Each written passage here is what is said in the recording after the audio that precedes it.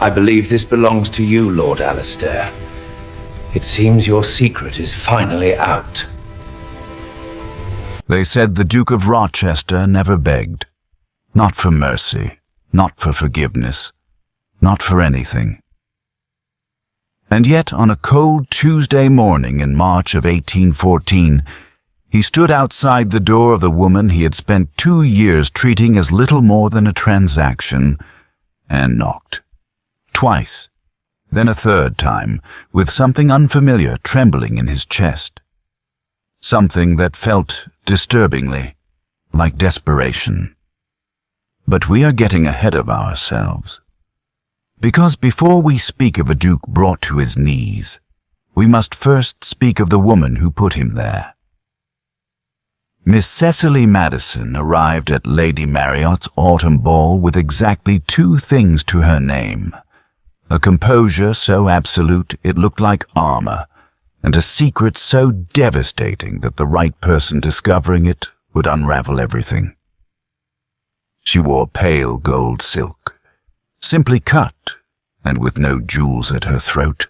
A deliberate choice, those who knew her circumstances whispered, since there were none left to wear. The Madison fortune had been quietly, methodically destroyed, though precisely how and by whom was a question that died on lips the moment it was formed. Some things in Regency London were understood without being spoken.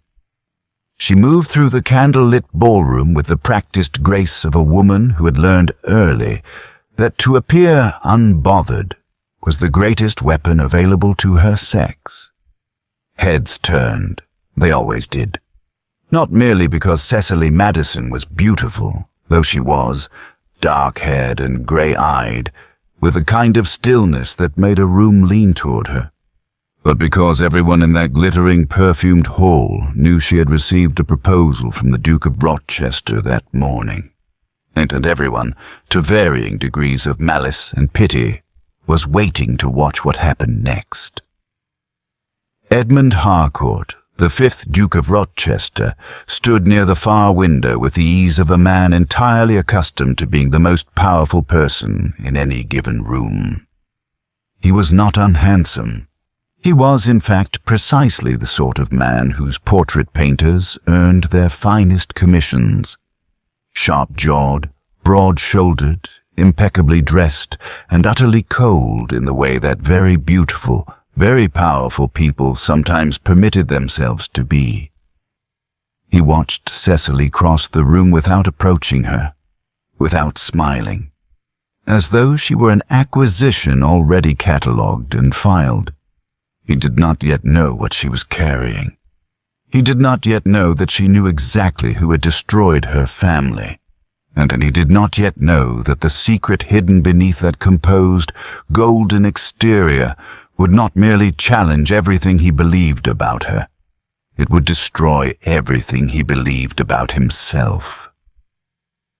She accepted him on a Wednesday, not because she wanted to, not because the sight of him made her heart quicken with anything resembling hope. She accepted him because the alternative was a boarding house in Cheapside and a life of quiet erasure, and Cecily Madison had not survived the systematic destruction of everything she loved, simply to disappear without a fight. The engagement lasted 3 weeks. 3 weeks during which the Duke of Rochester escorted her to exactly 2 social functions, addressed her with the clipped efficiency of a man reviewing his ledgers, and had made it abundantly clear to anyone paying attention that this marriage was, in his estimation, a practical arrangement. He required an heir. She required rescue from ruin. London society nodded its collective head and called it sensible. Sensible. As though sensible were a thing a woman of 25 ought to aspire to, when what she had once aspired to was entirely, heartbreakingly different. What London society did not know, what no one knew, save Cecily herself and one other person she had not yet decided how to use, was that the Madison fortune had not simply collapsed. It had been taken. methodically, deliberately. By a man whose name appeared in the Duke of Rochester's personal correspondence no fewer than 17 times in the 12 months preceding her father's death. She had found the letters by accident, or perhaps not entirely by accident. Cecily had always been the sort of person who noticed things others preferred not to be noticed, the slight hesitation before a lie, the document tucked too hastily into a drawer, the way a man's eyes moved when a name was spoken that he wished had not been spoken. She had been cataloguing the Duke's library 3 days after their engagement, fulfilling a duty his housekeeper had apologetically requested given the previous Duchess's long-standing project of organization when she had found them tucked inside a first edition of Blackstone's Commentaries. 14 letters from a man named Carver, a solicitor, and the letters described in the dry transactional language of men who considered themselves above moral consequence, the precise mechanism by which the Madison estate had been bled to nothing. She had replaced them exactly as she found them, her hands perfectly steady, her face betraying nothing. And she had thought about it for 6 days before concluding the most dangerous possible thing, that she would marry the Duke of Rochester, take up residence under his roof, learn everything there was to learn about what he knew and when he had known it, and only then decide whether Edmund Harcourt was a villain or a fool. Because there was, she had realized, with the cold clarity of someone who has already lost everything, an enormous difference between the two. Their wedding took place on a grey November morning at St. George's, Hanover Square. He said his vows looking somewhere above her head, as though the stained glass were more deserving of his attention. She said hers looking directly at him, grey eyes steady, memorizing the precise quality of his indifference so that she might never mistake it for something else.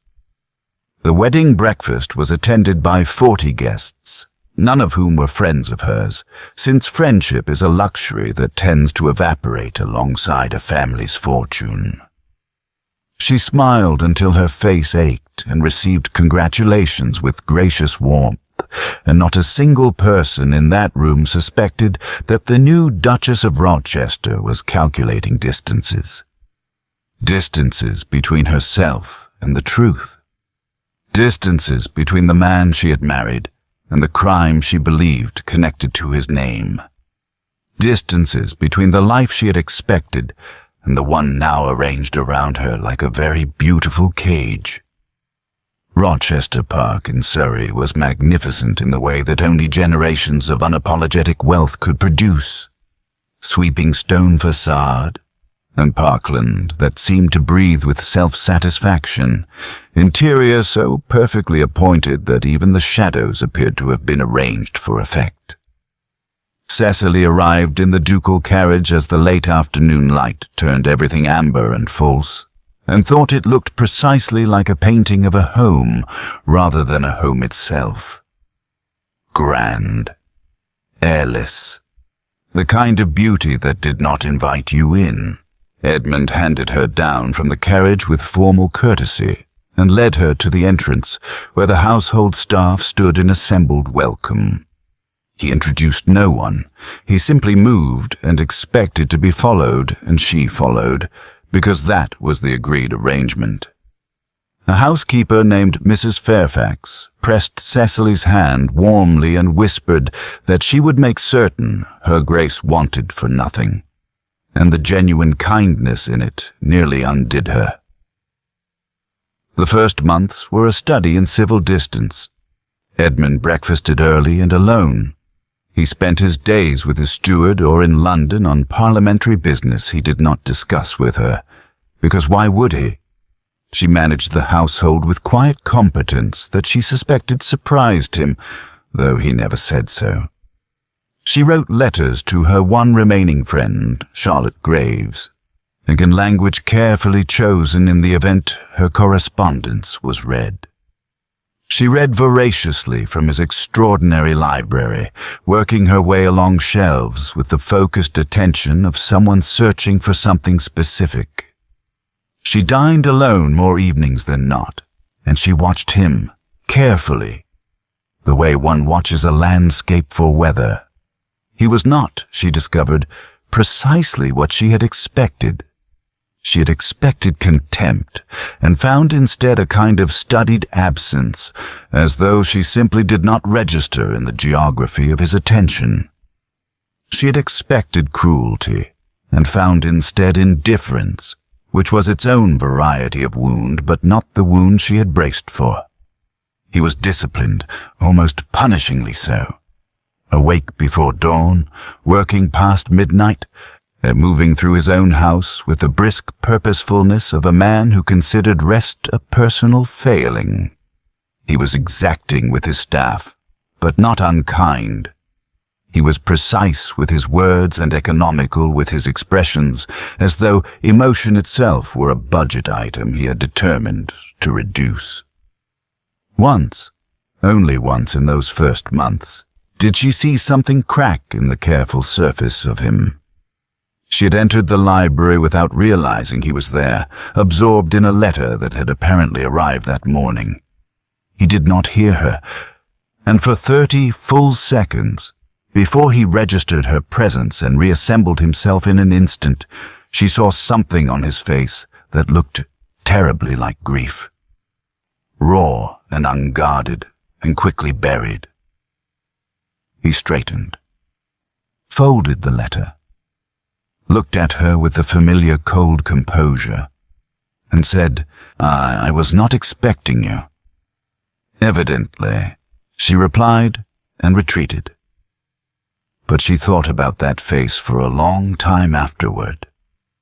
Turned it over in her mind the way you turn over a coin, checking both sides before deciding its value. The shift, when it came, arrived through the most ordinary possible door. A dinner party. Lord and Lady Forsyth, neighbors of long standing, invited them for an intimate evening in December. Edmund could not plausibly refuse without remarking upon the state of his marriage, which his pride would not permit. So they went together, sat beside each other at table for the first time since their wedding, and were required by social necessity to perform something resembling a united front. She had not anticipated how disorienting it would feel to have his attention turned toward her in a public setting. He was, as she realized, quite a different man in company. Still contained, still precise, but engaged, genuinely engaged, when a subject interested him, which appeared to include political economy, agricultural reform, and the recent debate in the Lords over the Corn Laws. He argued with Lord Forsyth with a restrained passion that was entirely at odds with the blank formality she had come to associate with his face. At one point, Lady Forsyth asked Cecily her thoughts on the matter. Edmund glanced at her then, the first real look he had directed at her in weeks, and it carried an undisguised expectation of vague, feminine deflection. Instead, she offered a precise and quietly devastating argument about the effect of grain prices on rural poverty, drawing on 3 separate sources she had read in his library, and the silence that followed lasted perhaps 4 seconds. Edmund's expression shifted through something she could not name before settling back into neutrality. On the carriage ride home, he was quiet for a long time. Then he said, without looking at her, "Where did you read Malthus?" "Your library," she said. "Third shelf from the top in the east alcove. You have an excellent collection." Another silence. Longer this time. Then, almost as though he were speaking to himself, "I did not know you had an interest in political theory." "You have not asked about my interests, Your Grace." He said nothing to that. But she noticed the following morning that a new chair had been placed beside the library fireplace. A better one, properly angled toward the light, with a small table beside it, precisely the right height for resting a book. And he never mentioned it. Neither did she. But something had shifted infinitesimally in the architecture of their shared silence. December became January, and January brought with it a development that changed everything. A letter arrived for Cecily, written in a hand she recognized with a jolt that nearly stopped her breathing. It was from Carver, the solicitor from the letters. He did not know she knew who he was. To him, she was simply the new Duchess, a potential avenue of inquiry. He wrote obliquely, carefully, in the manner of a man accustomed to saying dangerous things in plausibly innocent language. He suggested a meeting. He suggested she might have questions about her family's financial affairs that he could illuminate. He suggested, most chillingly, that the full truth of the matter might surprise her.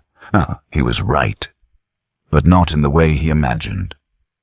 Because Cecily had, by January, read every letter in that first edition of Blackstone a second time, had cross-referenced names and dates against the estate records she had quietly requested from Mrs. Fairfax under the guise of household management, had traced the movement of money across accounts with the methodical patience of someone who had nothing but time and a very good memory. And what she had discovered was not what she had expected to discover when she first found those letters in November. Edmund Harcourt had not orchestrated the destruction of her family's fortune. He had tried to stop it. The letters from Carver were not correspondence between co-conspirators. They were warnings, demands, the language of a man being paid to stay silent about something he had already done, something the Duke had apparently discovered too late after the damage was irreversible. Edmund had known Carver, had trusted him as his own father's solicitor, and Carver had used that access, that proximity to ducal wealth and influence, to quietly pillage the Madison estate through a series of fraudulent land transactions, while simultaneously collecting payments to keep it concealed.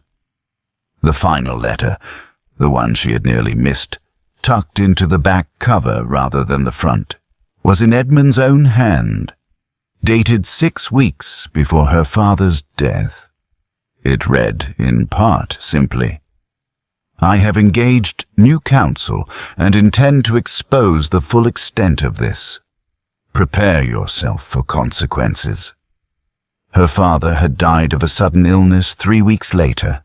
Cecily sat with this knowledge for 4 days, barely sleeping, barely eating, turning it over and over with the desperate thoroughness of someone unwilling to be wrong. Because the implications ran in 2 devastating directions at once. If Edmund had tried to stop it and failed, then he was not the man she had believed him to be. He was not a villain. He was something worse, in its own complicated way. He was a man carrying guilt for a crime he had not committed, but had failed to prevent, who had then compounded it by marrying the daughter of the man destroyed, without ever telling her what he knew. And if Carver was now writing to her, suggesting a meeting, it meant Carver did not know that she knew. It meant Carver still believed the secret was buried. It meant she was holding, in her quiet and carefully composed hands, the single piece of evidence that could bring him to justice, and perhaps in doing so, also destroy the fragile, strange, almost something that had begun to grow between her and a man who had never once explained himself. She went to Edmund on a Thursday evening. Found him in his study past 10 o'clock as usual, the fire burning low. Papers arranged with characteristic precision across his desk. He looked up as she entered with an expression that had long since lost its initial surprise at her appearances and had settled into something more complicated. Something that, on a less guarded man, she might have called welcome. She set Carver's letter on the desk before him, without a word. He read it. Once, quickly. Then again, more slowly. When he looked up, his face had gone absolutely still in a way she recognized as controlled alarm rather than indifference. "Where did you get this?" His voice was very quiet. "He sent it to me directly," she said. "He believes I know nothing." "You should know nothing." A muscle worked in his jaw. "This man is dangerous. Yes, I know." She held his gaze steadily. "I also know about the letters in the black stone, the ones you wrote to him, the ones he wrote back. I've read them all, Edmund." The use of his Christian name landed between them like a stone into still water. She watched the ripples move through his expression. "I know you tried to stop him. I know you failed. And I know that you have spent the entirety of our marriage sitting with that knowledge without once having the decency to tell me." The silence that followed was the longest of their marriage. A fire snapped in the grate. Wind moved against the study windows. Edmund set down Carver's letter with the exaggerated care of a man managing his own hands. Cecily. Her name in his mouth, unadorned by title, was something she had never heard before. It sounded different than she expected. Raw. "What I failed to prevent cost your father everything. Cost you everything. There is no adequate explanation for why I did not—" "Try," she said, not unkindly. "Try explaining it." He did. Haltingly, with none of his usual precision, stumbling over words in a way that told her this was the first time they had been spoken aloud. And he told her about discovering the fraud 18 months before their marriage, about the investigation he had quietly commissioned, about the terrible weeks during which the legal mechanisms moved too slowly and the damage outpaced them. He told her about her father's death and the guilt that had settled into him like a stone sinking in cold water. He told her that when the marriage contract had presented itself, an old arrangement between their families, written before any of this, he had honored it not as charity, as London assumed, but as inadequate, insufficient penance. As the only thing, he said, voice gone rough and strange, the only thing he could think to offer that might begin to constitute repair.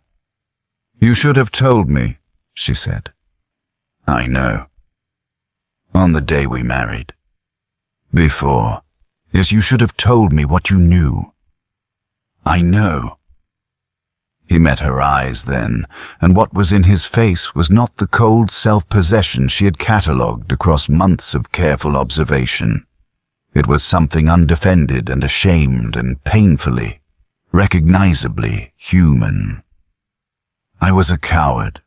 I could not find language for it that did not render me contemptible, and I was afraid." He stopped. "Afraid of what?" "That you would leave." The admission seemed to cost him something irreplaceable. "That you would take the knowledge and the truth and whatever slim regard you had for me and walk out the door, and I would have no ground on which to ask you to stay." She looked at him for a very long time. The fire had burned down to embers. The study was very still. And Cecily Madison, who had been composed as armor since the night she arrived at Lady Marriott's ball with nothing but her steadiness and her secret, felt something inside her shift permanently out of its defensive position. "I'm not leaving," she said quietly. "But I'm also not forgiving you tonight. There is a distinction, and I need you to understand it." He nodded once, with the gravity of a man accepting a just verdict. "What I need," she continued, "is for us to finish what you started 18 months ago. Together. Carver wrote to me because he believes I am ignorant and vulnerable. I intend to let him keep believing that, And you are going to help me." The expression that crossed Edmund Harcourt's face in that moment was one she had never seen there before. Not admiration, exactly. Something beyond admiration. Something that looked rather like a man discovering, too late and too suddenly, that the woman he had underestimated at every possible turn was the most remarkable person he had ever met. "Yes," he said. Simply, without hesitation. It took 6 weeks. 6 weeks of carefully composed letters, orchestrated meetings, and evidence gathered with the precision of people who had learned in their different ways the cost of being unprepared. Edmund's new counsel was sharp and tenacious. Cecily's grasp of the financial details was, as Edmund told her quietly one evening with an expression approaching wonder, more thorough than his own. They worked side by side in the study past midnight more than once, and somewhere in the practical intimacy of shared purpose, the walls between them dissolved in a way that grand declarations never could have managed. Carver was arrested on a Wednesday in February. The case against him was, by that point, unanswerable. It was only afterward, standing in the entrance hall of Rochester Park as Edmund's solicitor departed with the last of the documents, that Edmund turned to face her with an expression she had been watching cautiously for weeks now, wondering when it would resolve itself into something nameable. "I owe you an apology that I have owed since before our marriage," he said. "Not for Carver, not for the fraud, for the way I treated you after, the indifference, the absence, marrying you as though you were a debt to be settled rather than a person to be known. You deserved better than I was capable of giving you, and I gave you less than you deserved regardless. Edmund, let me finish." He crossed the hall toward her, and she held very still, heart doing something undignified beneath her composure. "I've been telling myself for 2 years that guilt was the reason I married you. And perhaps it was, at the beginning. But it is not guilt that makes me want to know what you think about every book you read. It is not guilt that makes the house feel different when you are in it. It is not guilt." He stopped just in front of her, and his voice dropped to something low and unguarded and entirely unducal. "It is not guilt that makes me hope, with an urgency I find thoroughly inconvenient, that you might one day look at me the way I have, apparently, catastrophically, begun to look at you."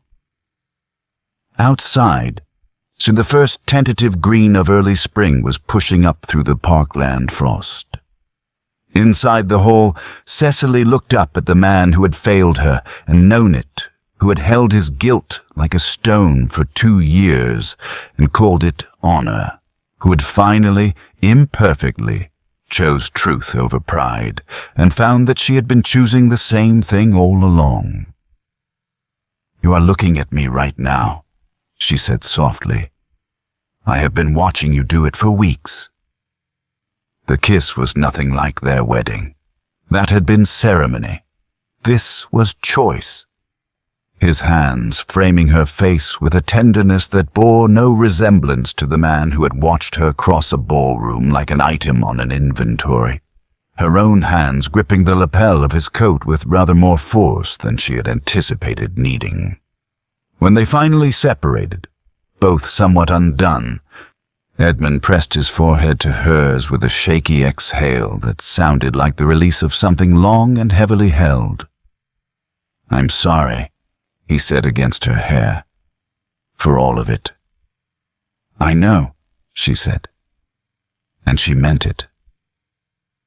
In the spring of 1815, a notice appeared in the Morning Post announcing that the Duke and Duchess of Rochester would be receiving guests at Rochester Park for the season.